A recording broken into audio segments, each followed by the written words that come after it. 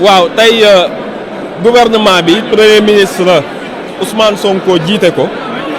dañoo ñëwoon assemblée pour waxtaan ci li ñuy wax question d'actualité loolu nag règlement intérieur du assemblée bii moo yore moom moo ni weer bu nekk gouvernement bi war na ñëw ànd ak premier ministre député yi di leen laaj ci question yoo xam ni askan wi moom la ñuy jànkonteel muy ci wàllu éducation ci wàllu njàng mi ci wàllu paj mi ci wàllu loyer ci wàllu santé na député yi tànn question yi nga xamante ni moom la askan wi jànkonteel ñu laaj ko premier ministre mën cee tontu directement wala mu woo ministre mi ñu tontu ci directement wax li nga xam ni askan wi am nañ ko njaaxle ñoom ban yan saafara lañ ci war a am donc mu nekk exercice bu am solo ñu gis ni nag loo xam ni vraiment rafetul mooy opposition bi boycotté ndax yow boo nekkee opposition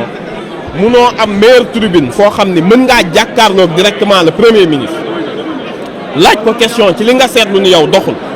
te muy contrat boo xam ne askan wi moom moo la fal di la fay jox la immunité pour nga koy teewal nga bàyyi ba premier ministre mën a ñëw nga war a relayer problème mu askan wi nga ni da nga koy boycotté pour raison yoo xam ni liéwul ak assemblée parce que empêché wuñu la nga wax mais c'est lié pour des affaires politiques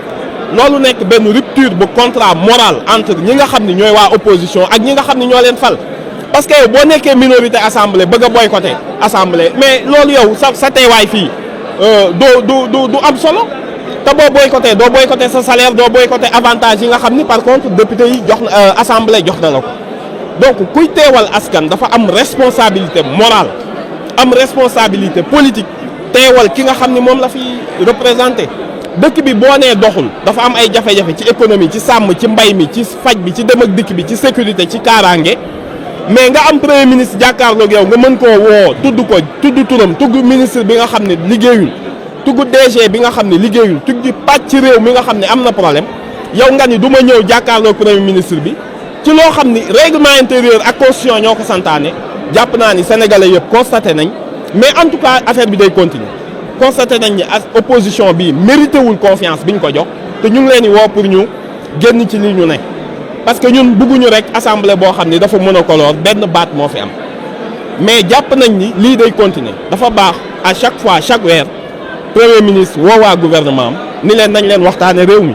ku nekk wax say problème askan wi tamit war a saisir seen i député ci njaaxle yi nga xam ne am nañ ko loolu mooy vitalité démocratique loolu mooy légitimité démocratique loolu mooy dialogue entre les pouvoirs et les institutions donc jàpp naa ni luy continuer la incha allah te njëriñu réew mi rek moo ñu tax a jóg ndax teesante amu fi saagante amu fi càmbal amu fi gis ngeen ko lépp dañ koo def dans un exercice ñi nga xam ne bokk nañ ci opposition wax nañ liñ bëggoon a wax te fas yéene ñëw ñu leen di remercier ci seen teewaay ñi si des jàpp naa ni bu ñu seetaanee li xew tey dinañ xaw a rëccu lan moo tax ñëwuñu woon seen électeur nag ñi nga xam ne ñoo leen voteel war nañ leen a laaj bu ñu leen gisee ni leen bu dee da ngeen a fas yéene boycotté ñëwum premier ministre fii ci assemblée yéen nan ngeen ñu war a représenter est-ce que mooy dem toog ci télé bi yónni ay nit ñu di saaga ak di wax loo xamante ni amul te yow ndayu mbili gi boo jàkkaarloog moom daan ni da ngay waaf da ngay daw donc loolu du responsabilité jàpp naa ni tey sénégalais xam nañ ñan ñoo leen teewal ci askan wi ci assemblée ñii nag ñoom dinañ leen rendre compte et c'est pas sur les plateaux de télé wala sur les réseaux sociaux qu'un responsable politique di def liggéeyu député bi liggéeyu député ci biir assemblée la boycott bi amul benn sens ndax kenn terew leen ñu wax kenn xañu leen seen àq ak seen yelleef donc ñu ngi leen di woo pour bañ a ñoon ñu ñëw. remarque bi ñu gën a gis mooy am na ci question yoo xam ne peut-être ñu ngi ko doon xaar ci opposition bi mais gis nañ ni même les députés de PASTEF ñoom aussi posé nañu ko. non mais bien sûr parce que ñoom dañoo jàpp ni ñoom li ñu xamoon mooy ñoom dañoo nekk ay député président ñoom dañ ko daan wax fii ay député yu responsable gis nga bi ñu ñëwee liñ fi doon laam-laamee ci wàllu contrat yi ñuy dindi mais directement député Pastef fi ñoo ko posé question dund bi ni mu ndax dañ koy wàññi wala duñ ko wàññi wàllu mbay mi suñu ressource naturelle nekkuñu fi naan premier ministre yaa fi gën yaa gën a rafet waxuñu président yéen a fi gën yéen a fi gën a rafet exercice bu sérieux la da nga fee teewal askan wi teewaloo fi parti teewaloo fi Pastef teewaloo fi keneen askan wi nga fi teewal waa Sénégal nga fi teewal te déglu ngeen question yi mooy fan lañ jëm